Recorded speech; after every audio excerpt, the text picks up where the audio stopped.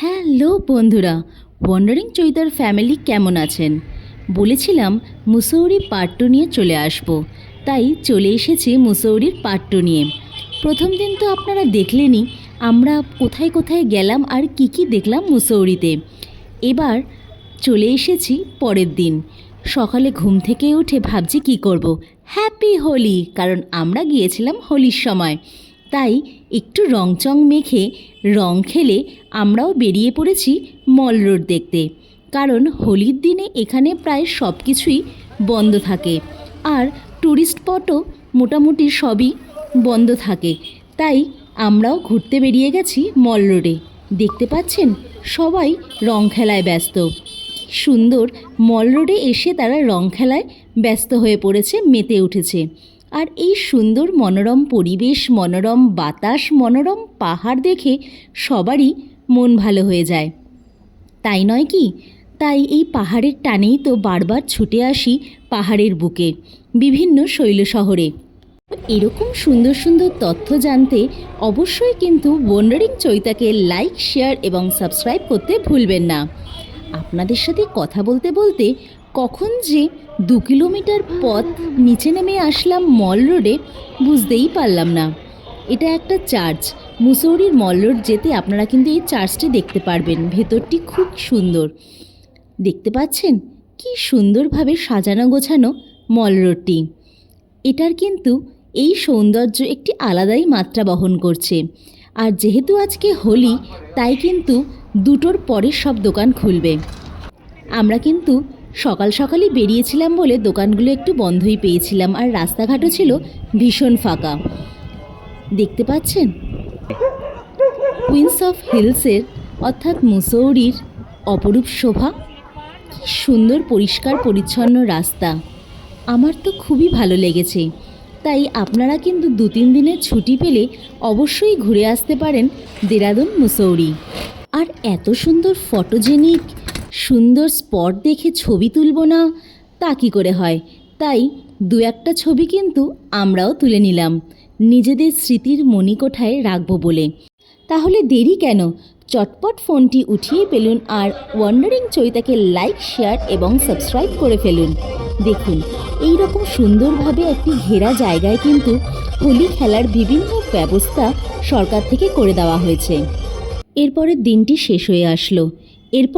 পরের দিন হলো আমাদের বাড়ি যাওয়ার পালা। তাই বাড়ি যাওয়ার সময় আমরা আর কিছু এক্সপ্লোর করব না তা কী করে হয়? তাই মুসৌরি থেকে খুব কাছেই ধনৌল্টিতে আছে 51 পীঠের একটি পীঠ, শক্তিপীঠ মা সুরকান্ডা দেবীর মন্দির। তাই আমরাও পথের বিভিন্ন সুন্দর সুন্দর শোভা দেখতে দেখতে মুসৌরি থেকে মাত্র 1.5 ঘন্টার রাস্তা হলো সুরকান্ডা দেবী টেম্পল, যেটি কিনা উত্তরাখণ্ডের তেহেরি জেলার ধনৌল্টি বিভাগের উনিয়াল গ্রামে অবস্থিত।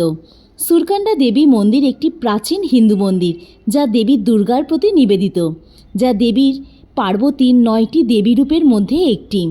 মন্দিরটি খুব সুন্দর স্থানে অবস্থিত। দেখতে পাচ্ছেন, যেতে যেতে আপনারাও নিশ্চয়ই বুঝতে পাচ্ছেন এর সৌন্দর্য। আর এই মন্দিরের কিন্তু একটি বিশেষত্বও আছে।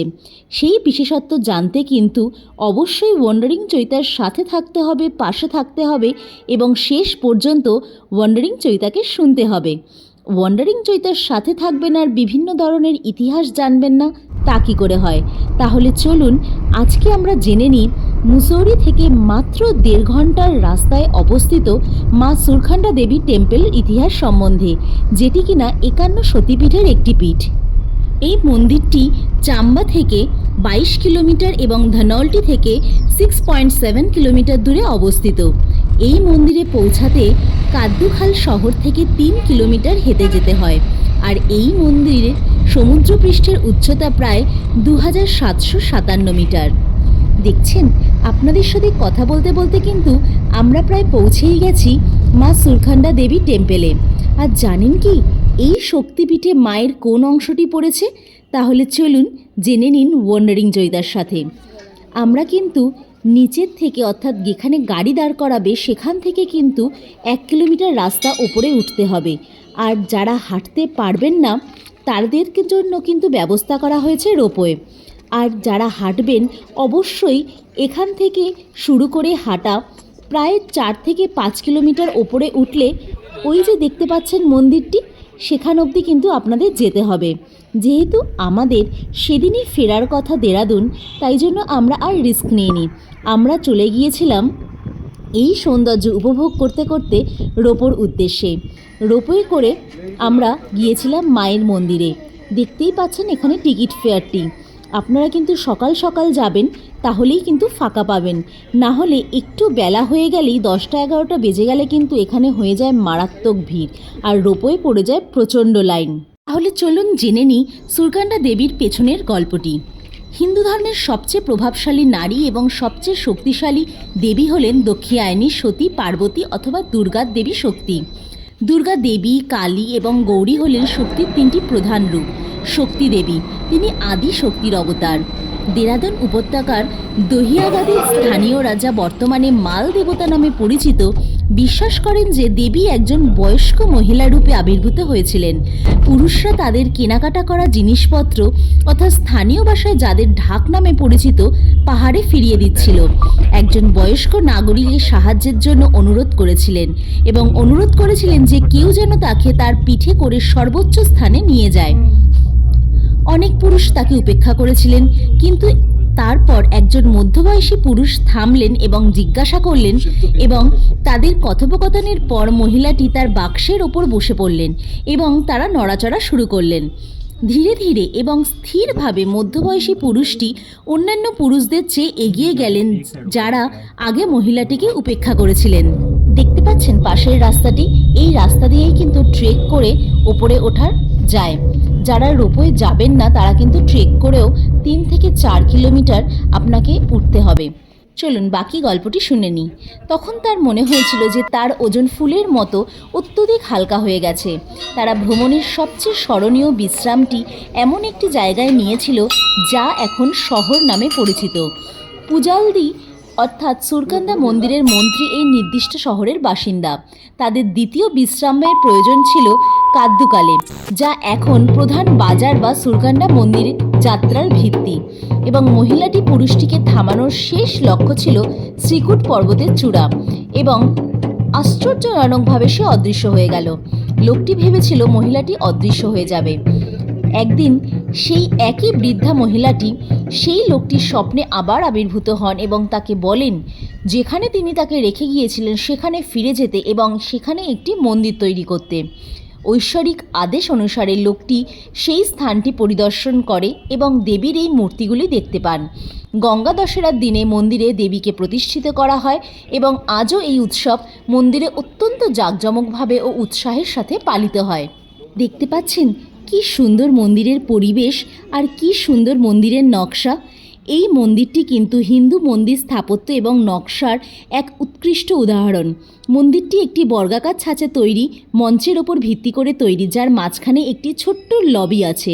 দেবী সুরকান্ডা কালো পাথরের মূর্তি, যা প্রায় 3 ফুট লম্বা, হলঘরে অবস্থিত। মন্দিরের গর্ভগৃহের সামনে একটি মণ্ডপ যেখানে ভক্তরা প্রার্থনা করেন, একটি খোলা জায়গা অবস্থিত। পুরাণ অনুযায়ী কিন্তু মহাদেব মা সতীর দেহ কাঁধে করে নিয়ে যাওয়ার সময় কিন্তু মা সতীর মাথাটি এখানেই পড়েছিল, তাই জন্য এটি কিন্তু 51 পীঠের একটি পীঠ। আর ওই যে পর্বতশ্রেণীগুলি দেখতে পাচ্ছেন, সেই পর্বতশ্রেণীগুলির মধ্যেই কিন্তু আছে বদ্রীনাথ, কেদারনাথ, এবং একাধারে যেমন ঋষিকেশ দেখা যায় এবং অন্যদিকে দেখা যায় দেরাদুন শহরটি। আর আপনারা যদি শীতকালে এখানে যান, অর্থাৎ নভেম্বর থেকে জানুয়ারি মাস পর্যন্ত কিন্তু এখানের মন্দিরটি পুরো বরফে ঢাকা থাকে। তাহলে আপনারা যদি কোনো সময় দেরাদুন মুসৌরি ঘুরতে যান, অবশ্যই এই শক্তিপীঠে ঘুরে আসবেন, আপনাদের খুব ভালো লাগবে। আর এত সুন্দর মন্দিরের কারুকার্য, স্থাপত্য এবং তার প্রাকৃতিক সৌন্দর্য দেখে আপনাদের মন কিন্তু ভরে যাবে। তখন কিন্তু আপনারা বর্ণারিং চৈতাকে অবশ্যই ধন্যবাদ জানাতে ভুলবেন না, কারণ এত সুন্দর জায়গার আমি তথ্য দিলাম আর আপনারা সেখানে ঘুরতে যাবেন না তা কী করে হয়, তাই নয় কি?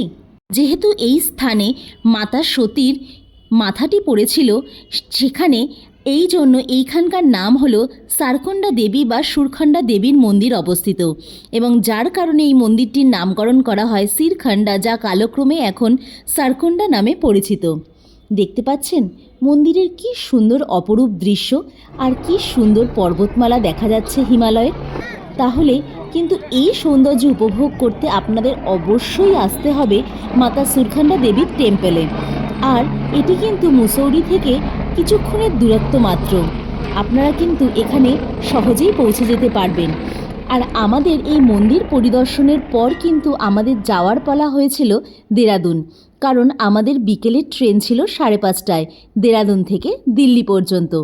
তাই আমরা ঠিক করেছিলাম ফেরার দিনই মাতা সুরখণ্ডা দেবীকে প্রণাম জানিয়ে আমরা ফিরে যাব আমাদের বাড়িতে।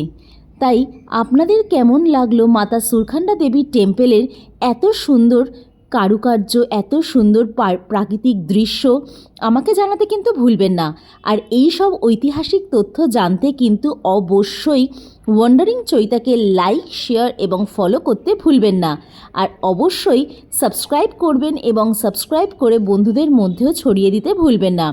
আর যারা নতুন দেখছেন তারা কিন্তু অবশ্যই বেল আইকনটি প্রেস করে রাখবেন, কারণ সবার আগে আপনাদের নোটিফিকেশন চলে যাবে আপনাদের প্রোফাইলে। আর আমার সঙ্গে জুড়ে থাকার জন্য অসংখ্য ধন্যবাদ। তাহলে চলুন মাতাকে প্রণাম জানিয়ে বিদায় জানিয়ে আমরা চলে গেলাম নিচে, অর্থাৎ আমরা এখন চলে যাব আমাদের ডেস্টিনেশন দেরাদুন। এবং দেরাদুনে গিয়ে আমরা কী কী করলাম, কোন কোন জায়গা এক্সপ্লোর করলাম, সেগুলো জানতে হলে কিন্তু অবশ্যই ওয়ান্ডারিং চৈতার সাথে থাকতে হবে এবং শেষ অবধি ওয়ান্ডারিং চৈতাকে সাপোর্ট করতে হবে। তাহলে ঝটফট মোবাইলটি উঠুন এবং আমাকে এই ভালোবাসায় ভরিয়ে দিন, আর বেল আইকনটি প্রেস করতে কিন্তু ভুলবেন না। দেখুন আপনাদের সাথে কথা বলতে বলতে কখন যে আমরা দেরাদুন পৌঁছে গেলাম বুঝতেই পারলাম না। দেরাদুন শহরটিতে দেখার অনেক কিছুই আছে, কিন্তু যেহেতু আমাদের হাতে সময় নেই তাই আমরা বেছে নিয়েছিলাম রবার্টস কেভকে, আর যেটি কিনা ছিল অত্যন্ত সুন্দর এবং রোমাঞ্চকর। তাহলে চলুন আমার সঙ্গে ভেতরে চলুন এবং রবার্টস কেভের ইতিহাস একটু জেনে নিন। রবার্টস কেভ হলো দেরাদুনের ডেহরা প্লেটোতে অবস্থিত এবং প্রাকৃতিক নদী গুহা। কথিত আছে অতীতে এখানে ডাকাতরা নাকি তাদের জিনিসপত্র নিয়ে এসে এই গুহার মধ্যে দিয়েই নিয়ে যেত এবং লুকিয়ে রাখত। এই গুহাটি 600 মিটার লম্বা এবং 2টি প্রধান অংশে বিভক্ত। এই গুহার দেয়ালে চুনাপাথর রয়েছে, আর এই জায়গাটি কিন্তু পুরোটাই জলাজমি, অর্থাৎ অনবরত এখানে জল বয়ে যাচ্ছে। আপনারা কিন্তু অবশ্যই ভেতরে এসে এই জুতোগুলি পরে নেবেন, কারণ ভেতরটা কিন্তু প্রচুর ঠান্ডা জল বয়ে যাচ্ছে এবং ভীষণ ভীষণ পিচ্ছিল। সুতরাং সাবধানে যাবেন আর অবশ্যই সাইড দিয়ে হাঁটবেন, আর জুতো নিতে কিন্তু ভুলবেন না। এই গুহাটিতে কিন্তু ঠান্ডা, পরিষ্কার এবং স্বচ্ছ জল অনবরত প্রবাহিত হয়ে চলেছে। এই গুহায় ডাকুরা ব্রিটিশদের কাছ থেকে লুটপাট করে লুকিয়ে রাখতেন। এই গুহায় ডাকু সুলতানা এবং মানসিং ডাকাতি করার পর লুকিয়ে থাকতেন। দেখেছেন, ভেতরে ঢুকলেই আপনারা বুঝতে পারবেন কিরম একটি গা ছমছম করা ব্যাপার।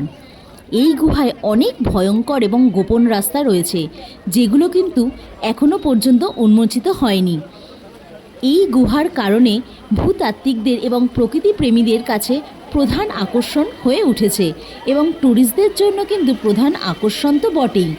তবে এখানে কিন্তু সন্ধ্যার পর প্রবেশ নিষেধ, আর অনবরত এখানে সিকিউরিটি গার্ড রয়েছে যাতে কেউ অন্য দিকে চলে না যায় বা এইখানে হারিয়ে না যায়।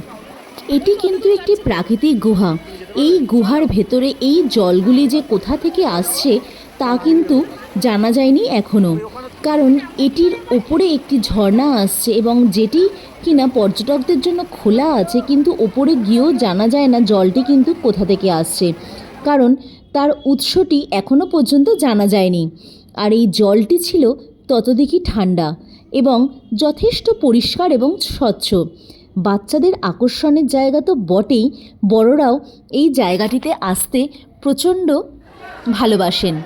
দেখতে পাচ্ছেন কোথাও কিন্তু জল গোড়ালি সমান, কোথাও কিন্তু জল হাঁটু সমান, আবার কোথাও কোমর সমান। তাই জন্য জলের ধারা বুঝে আপনারা কিন্তু সাইড দিয়ে চলবেন, দলবদ্ধভাবে চলবেন, কারণ পা স্লিপ করলেই কিন্তু এখানে পড়ে যাওয়ার ভয়। আর এখানে কিন্তু মাঝে মাঝেই ছোট ছোট সাপও দেখতে পাওয়া যায়, তাই যতটা সম্ভব আপনারা চোখ কান খোলা রেখে চলবেন।